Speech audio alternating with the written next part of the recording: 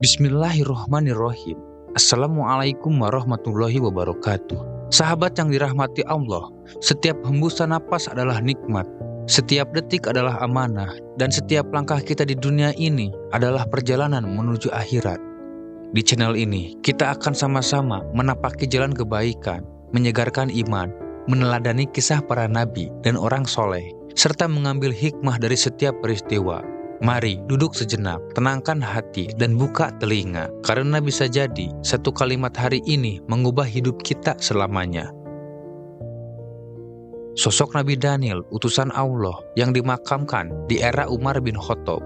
Nabi Daniel alaihi salam adalah salah satu utusan Allah yang diperkirakan hidup pada masa pemerintahan Raja Kekaisaran Babilonia Baru, Nebukadnezar II, yang dalam literatur Arab sering disebut Baqi Tanassar.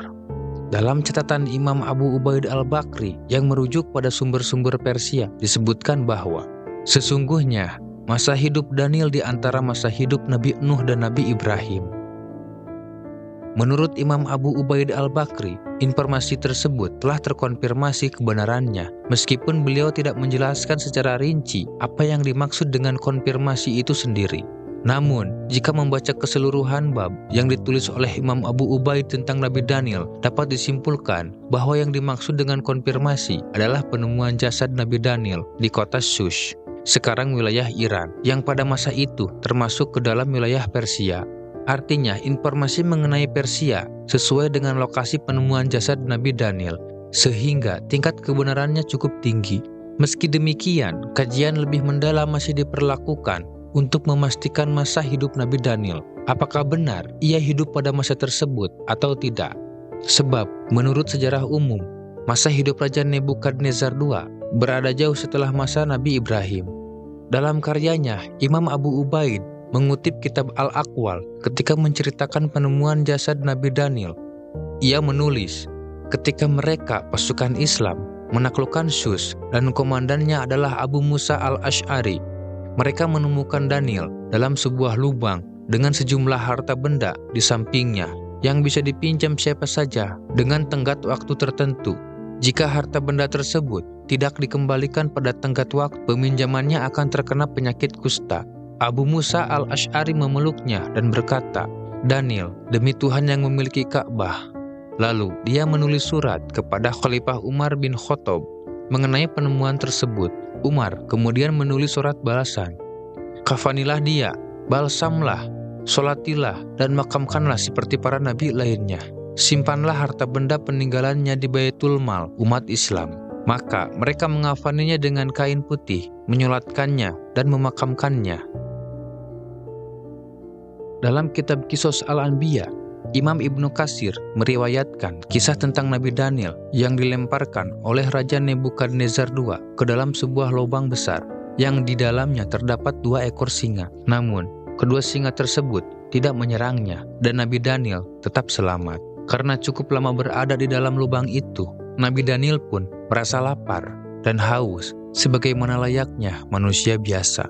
Kemudian Allah mewahyukan kepada Armia yang tinggal di Syam agar menyiapkan makanan dan minuman untuk Nabi Daniel. Setelah mendapatkan wahyu, Aminah berkata, "Ya Tuhanku, aku berada di tanah suci, Syam, sedangkan Daniel berada di tanah Babil, di Irak."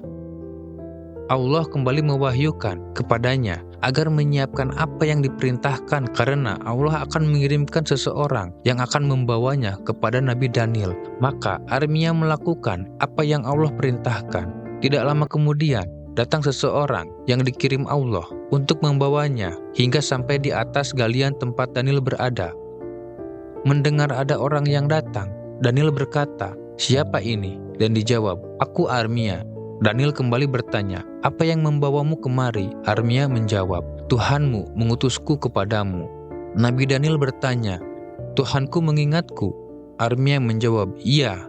Kemudian Nabi Daniel mengucapkan pujian kepada Allah, tahmid yang sangat indah dan penuh makna. Ucapnya, "Segala puji untuk Allah yang tidak pernah melupakan orang yang mengingatnya. Segala puji untuk Allah yang menjawab orang yang berharap kepadanya. Segala puji untuk Allah yang tidak menyerahkan orang yang mempercayainya kepada selainnya. Segala puji untuk Allah yang membalas kebaikan dengan kebaikan. Segala puji untuk Allah yang memberikan keselamatan kepada orang-orang yang sabar. Segala puji untuk Allah yang menghilangkan kesulitan kita setelah penderitaan kita. Segala puji untuk Allah melindungi kita di saat kita memiliki prasangka buruk terhadap amal-amal kita. Segala puji untuk Allah yang menjadi harapan kita ketika upaya atau usaha kita terputus. Nabi Daniel merupakan orang yang bijak dan berpengetahuan. Salah satunya adalah memiliki keahlian di bidang tafsir mimpi. Imam Abu Ubaid al-Bakri mengatakan, adapun Daniel, dia adalah orang yang menafsirkan mimpi Raja Nebukadnezar II, sehingga memiliki kedudukan yang baik di sisinya. Catatan ini tampaknya bertentangan dengan tindakan Nebukadnezar II yang pernah mengurung Nabi Daniel bersama 2 ekor singa di sebuah lubang besar. Dalam berbagai kitab sejarah, peristiwa ini pun tidak dijelaskan secara rinci, sehingga menimbulkan 2 kemungkinan penafsiran. Pertama, Nabi Daniel mungkin dipenjarakan bersama 2 singa karena menyampaikan pendapat dan nasihat yang benar, namun tidak disukai oleh Nebukadnezar II. Kedua, justru sebaliknya, Nebukadnezar II memberikan kedudukan tinggi kepada Nabi Daniel setelah melihat kelebihannya, termasuk kemampuannya bertahan hidup di tengah 2 singa liar. Terdapat sebuah riwayat yang menyebutkan bahwa Rasulullah Shallallahu Alaihi Wasallam pernah bersabda bahwa Nabi Daniel berdoa kepada Allah agar dimakamkan oleh umat Nabi Muhammad. Riwayat ini tercantum dalam kitab Qisas Al-Anbiya. Imam Ibnu Katsir sebagai penulis kitab tersebut menjelaskan bahwa riwayat tersebut berstatus mursal. Berikut adalah kutipan riwayatnya. Dari Abi Al-Ash'ad Al-Ahmari, dia berkata, Rasulullah Shallallahu Alaihi Wasallam bersabda, sesungguhnya Daniel berdoa kepada Tuhannya Allah Azza wa Jalla agar dia dimakamkan oleh umatnya Nabi Muhammad. Ketika Abu Musa al-Ash'ari menaklukkan Tustar, dia menemukan Daniel dalam sebuah peti yang urat-uratnya dan nadinya masih berdetak. Rasulullah Shallallahu Alaihi Wasallam pernah bersabda, barang siapa yang menunjukkan Daniel, berilah dia kabar gembira akan surga. Orang yang menunjukkan keberadaan jasad Daniel adalah seorang pria bernama Hurkus. Maka Abu Musa menulis surat kepada Umar tentang hal ini, dan Umar membalas surat tersebut, kuburkan dia dan sampaikan kabar gembira kepada Hurkus bahwa Nabi Shallallahu Alaihi Wasallam telah memberinya kabar gembira akan surga. Dengan demikian, doa dan harapan Nabi Daniel benar-benar dikabulkan. Jasad beliau dimakamkan oleh Abu Musa al-Ash'ari, seorang sahabat Nabi yang memimpin pasukan Islam ketika memasuki wilayah Tustar dan sekitarnya.